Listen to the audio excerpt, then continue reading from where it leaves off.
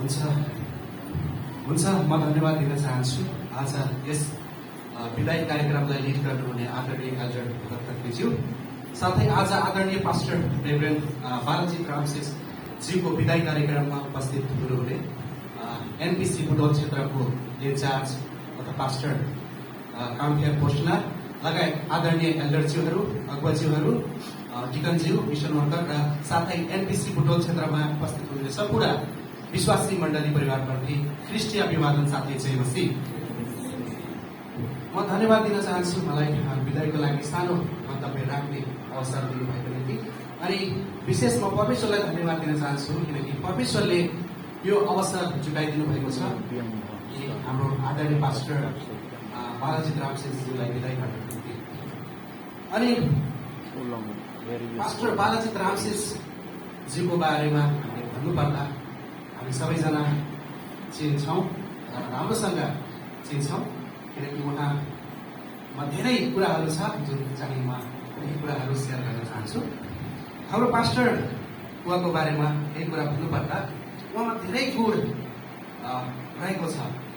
भन्दाखेरि कस्तो गुण भन्दाखेरि उहाँ एकदमै चलाक सिपालु निपुण दक्ष भन्दा पनि गलत हुँदैन, उहाँ एकदमै कुशल व्यक्तित्व त्यो इफिसियन्ट पर्सनालिटी भएको व्यक्ति उहाँ हुनुहुन्छ।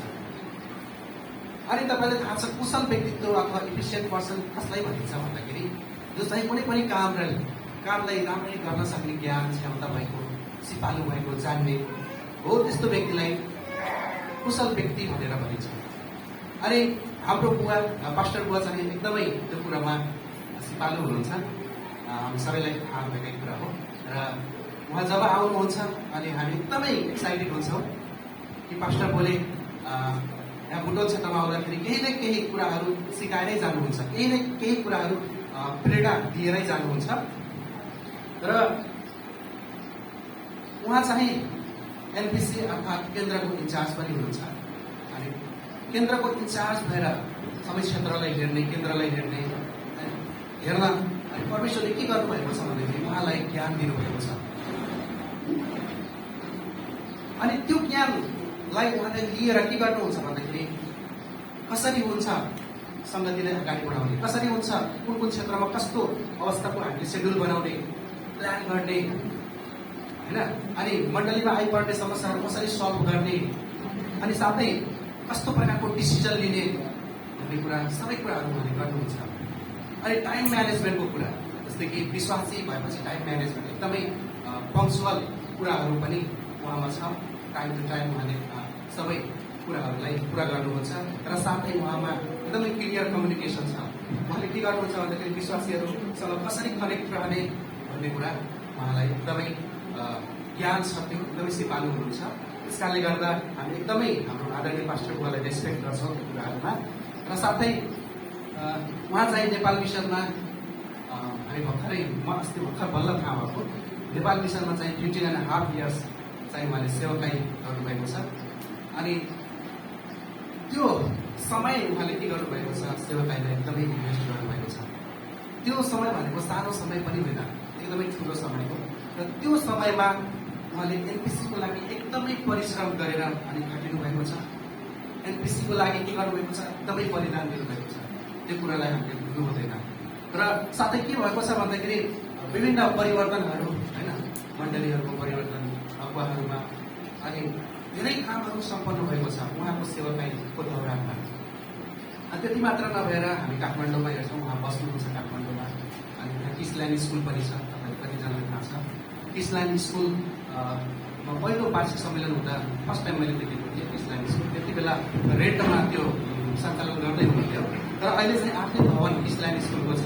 र मलाई के खुसी लाग्छ भन्दाखेरि यहाँ नानी बाबुहरूलाई एकदमै क्रिएटिभ तरिकाले सिकाउने कुराहरू गर्नुहुन्छ। त्यो मैले सोसल मिडियामा मार्फत मैले हेर्छु पोस्टहरू। र त्यहाँ पनि उहाँको के छ भन्दाखेरि त्यसको सञ्चालन र व्यवस्थापनको लागि उहाँले समय खर्च गर्नुहुन्छ। र त्यति मात्र नभएर उहाँ त पास्टरी सेवकाई लगायत एउटा एडभाइजरको रूपमा हामीले उहाँलाई भन्दा चिन्न सक्छौँ किनकि उहाँले क्षेत्रमा कसरी सेड्युल बनाउने, कसरी प्लानिङ गर्ने। अनि उहाँले एउटा अर्को कुरा हिजो मात्रै सिकाउनु भएको एकदमै खुसी लाग्यो। सानो समयमा के छाप छोडिदिनु भएको छ भन्दाखेरि हामीमा प्लान हुनुपर्छ, योजना हुनुपर्छ, अनि लक्ष्य हुनुपर्छ र एजेन्डा हुनुपर्छ। हामी के को लागि गर्ने, कसरी गर्ने? किनकि अहिलेको युवाहरू भनौँ विश्वासीहरू आफ्नो टाइमलाई के गर्छन् भन्दाखेरि वेस्ट गर्छन्। रिल हेरेर हुन्छ कि होइन, इन्जोय एन्टरटेन गरेर हुन्छ कि, तर सबै कुराहरू टाइम म्यानेजमेन्टको कुराहरू सबै कुराहरू उहाँले सिकाउनु भयो, जुन हामीले त्यो सानो समयमा पनि ठुलो छाप हाम्रो छोड्नुभयो र हामी एकदमै खुसी छौँ। यस्तो एडभाइजर केन्द्रको इन्चार्ज साथै पास्टरमा एकदमै बलिदान गर्नुभएको निम्ति, र साथै उहाँको सेवाकाई हुँदाखेरि हामीले धेरै परिवर्तनहरू देख्न सक्छौँ, धेरै कुराहरू देख्न सक्छौँ। जस्तै कि ठाउँ ठाउँमा चर्चहरू निर्माण भएको छ, हामी देख्न सक्छौँ। हाम्रै खर्चपिटारले लिन सक्छौँ। हामी कति ठाउँ धौ गरेको सङ्गतिको लागि हामी उहाँ चाहिँ निरन्तर फसलको लागि प्रार्थना गरिदिनु भयो। अनि अहिले चाहिँ हाम्रै भवन बनिरहेको छ र त्यो एकदम हामी धन्यवादी छौँ उहाँप्रति, परमेश्वरप्रति, किनकि त्यो बाटो त्यो कुरालाई खोलिदिनु भएको छ, देखाउनु भएको छ। र साथै उहाँको सेवाकाईको दौरानमा के भएको छ भन्दाखेरि चर्चको स्थापना विस्तार, साथै ठाउँ पास्टर अनि अगुवा एल्डर डिकन होइन लिडर्सहरू पनि निम्ति भएको कुराहरू हामीले पाउँछौँ। अनि उहाँको सेवाकाईमा धेरै क्रियाकलापहरू भएको छ। साथै म जानकारी गराउन चाहन्छु, जस्तै कि हाम्रो वार्षिक कार्यक्रम हुन्छ, जस्तै कि दिदीबहिनीको दिवस